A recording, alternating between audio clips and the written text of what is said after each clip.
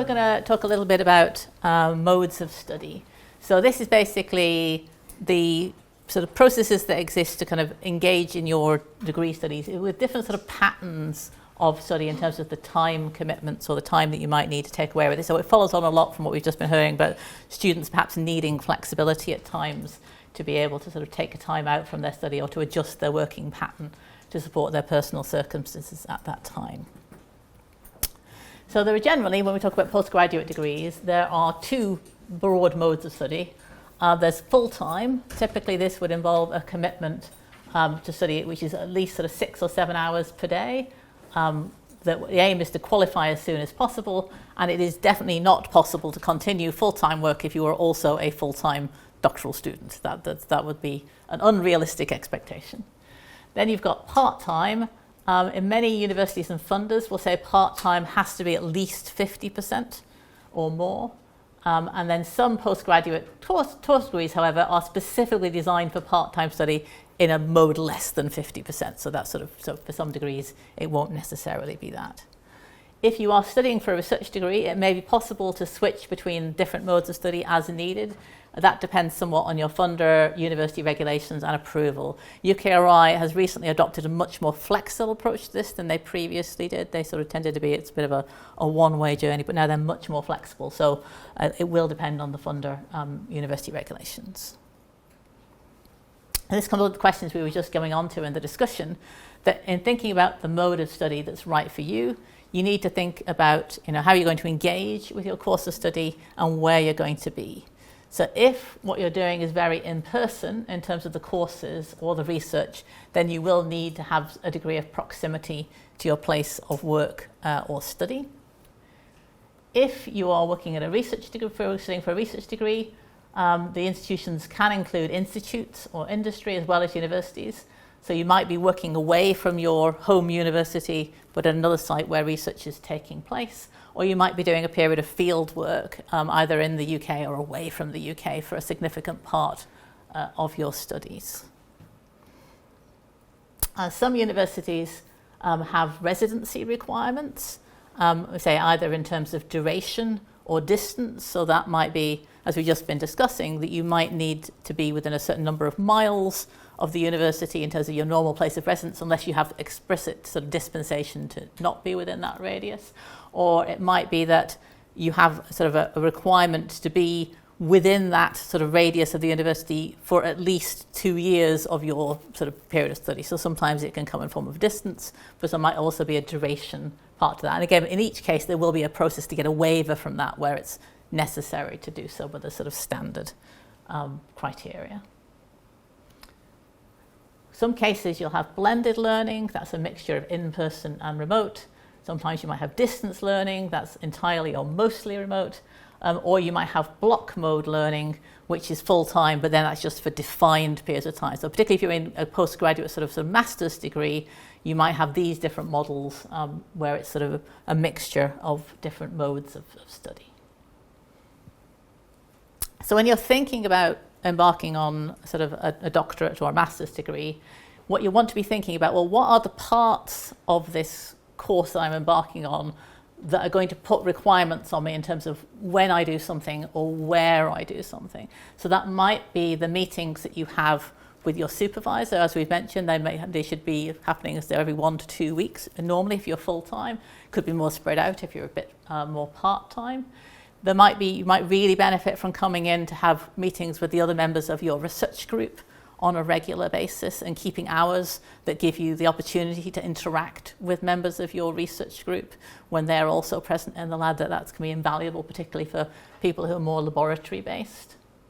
There might be research seminar series where you'll benefit from the knowledge sort of gaining opportunities and the networking opportunities from attending the research seminars. Some of them you could attend remotely, but perhaps you'll miss out on some of the networking that you would get if you were there in person. You've got training courses where you might be taking sort of say a period of time to engage with sort of training in AI or programming or in a sort of particular sort of knowledge or technique area. And so that might require, even for someone who is part-time, to get the most out of a particular training course, you might find, oh, it's a 1 week training course or it's a 2 week training course, and I need to figure out how I can be full-time for the duration of that training course for the most of it, or whether it's possible to get a lot out of it while still studying part-time. You might want to go away and attend conferences in the UK or sort of in other countries. That again takes you away from your sort of say normal place of work and living, and thinking about how you would fit that around what you're doing. And obviously there are fixed points around assessments and examinations that you might need to be in person for. And then the final thing is your research itself will put constraints in terms of where you need to be to do that research, whether it's in a laboratory, whether it's in the field, whether it's with a partner organisation, whether you can be entirely based on a computer, or whether you need a very special computer that is in a physical place that you need to use. So there might be various constraints on where you need to. So these are all things to think about as you're choosing which topic to study for your PhD and where and sort of when to study. So it is possible to do a research degree part-time. As I said, this would normally be no less than 50%. So this would turn a 3-year degree into a 6-year degree, or a 4-year degree into an 8-year degree. But that's like the limit. That's not necessarily, you can actually go sort of shorter than that in terms of when you actually submit your thesis, if your thesis is ready earlier. If you're thinking about doing something that's now going to run over 6 or 8 years, it might mean you want to think a bit about that in terms of the topic you're doing. If you're working on something very timely and fast moving, it might be that the field starts moving faster than you can engage with sort of full-time research into that topic. So choosing a topic that's sort of suitable for that might be sort of a good thing to think about. But also think about the fact that for almost every PhD student, irrespective of their circumstances, what they start out studying is often not what they're studying by the time they're halfway through their PhD or towards the end of their PhD. It is going to evolve, new methods are going to come on, new discoveries are going to be made, and your PhD is going to evolve and change to suit. And again, that's sometimes a misconception that people have, that you sort of come in with this research proposal on day one and you do that research proposal for 3 years, and it is exactly the opposite. In fact, it evolves and changes and morphs and is often very different by the time you get to the end. If you're thinking about your supervisor and you're thinking, oh, I might be in it for the long haul and I'm going for 6 to 8 years, then you might be somewhat limited to supervisors with sort of say who have more permanent or long-term contracts who can be on that journey with you. It might not be ideal to have someone who knows that they're likely to sort of move institution within a few years, or is coming to the end of their career. You might want to think about how is it going to work for that particular supervisor, and be upfront if that's what you're planning from the beginning. As I said, the submission deadline is the limit, not the target. You can go early. In Oxford, the earliest students within the centre have submitted that I've experienced has been 2 years of full-time work. Most of them take 4. So they're exceptional students when they sort of submit that sort of in terms of what they've been able to accomplish due to various reasons. Obviously, you need to make sure that your funder is able to support part-time study, and you need to make sure that everything's okay with the kind of the programme or the supervisor before you make a commitment.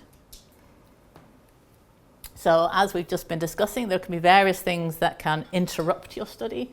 Most courses will allow for a certain amount of planned or unplanned disruptions due to medical leave, parental leave, or short-term opportunities that just take you away from your studies for a period of time to take advantage of something like a research visit or a placement.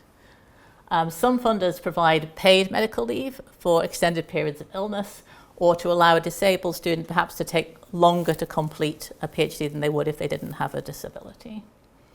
Some funders will provide compassionate leave, and in some cases it's possible to make a phased return from a period of leave, not be all or nothing, 0% or 100%. If, for example, you've had a period of illness and you need to come back into it progressively, you can agree a phased return where you kind of ramp up what you're doing in terms of the number of hours or the number of days that you might come back into it after that.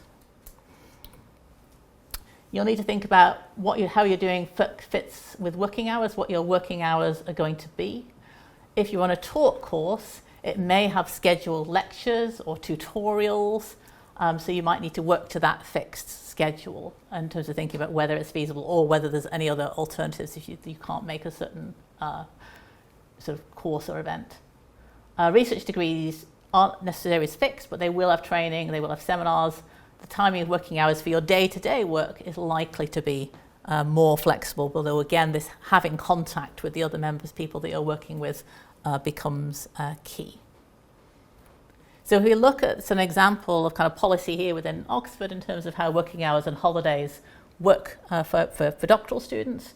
It says that doctoral students should work conscientiously during working hours, work a regular pattern that balances their preferences and needs and flow, and take regular breaks, and that consistently working long hours is detrimental to your health and reduces productivity, creativity, and innovation. And I was talking to one of our current students. She says that was actually sort of one of the things she wanted to get across, is that in some ways, it's really exciting to have control of your own time, but it can be really tempting, unlike employment where everyone's sort of coming in at 9 a.m. and clocking off at 5 p.m.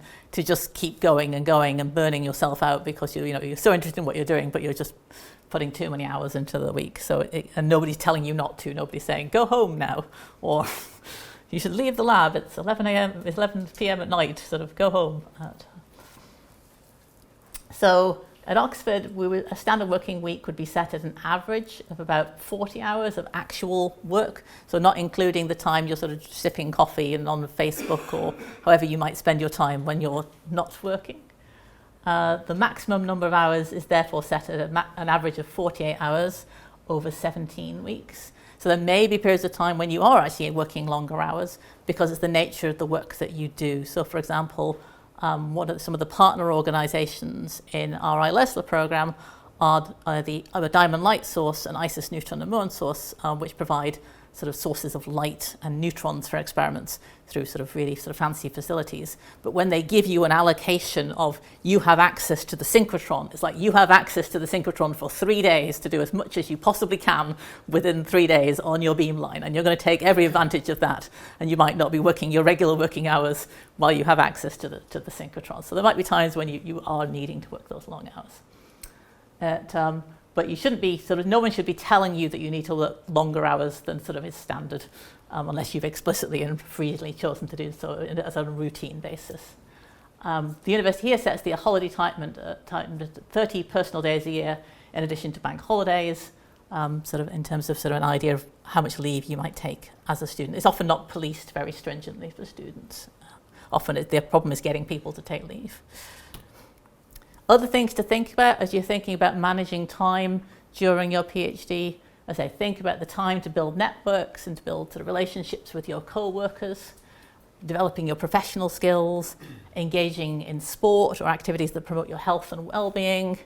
You might have to manage your time around access to equipment or resources. Obviously, for certain individuals, aspects of their culture or religion might affect how they're going to sort of allocate their time. Similarly, disabilities or medical leave or maternity, paternity, and adoption leave, as we've been discussing, and caring and compassionate leave. If you are working part-time sort of while studying, so for example, you are working on a PhD that's sort of relevant to your employment, then it is certainly possible to do that, but it is potentially subject to visa constraints if you're an international student. If you are studying full-time, the general recommendation at Oxford would be that you shouldn't be doing more than 6 hours a week on average, in addition to that sort of standard sort of full-time work that you're spending on your doctorate. That said, a lot of students do a little bit of work sort of part-time while they are studying full-time, which both builds their professional sort of skills and also provides a small sort of additional source of income. So the types of work that people might do if they are studying full-time might be things like teaching, sort of tutoring and demonstrating, or casual work, or pastoral sort of work where they're sort of looking after the well-being of other students, or in coaching, getting involved in outreach or widening participation activities. Maybe they're doing an internship, but it's a paid internship. Some are getting income from content creation or consultancy or freelancing. Some sort of students who are obviously perhaps coming in at a sort of a later stage might actually be in a position where they can draw some income from sort of letting a room or a property that they have to actually provide an association sort of in line. Whatever you do, though, it needs to be compliant with tax rules, which obviously will be personal to you, but make sure if you are doing anything part-time that you are compliant with tax rules.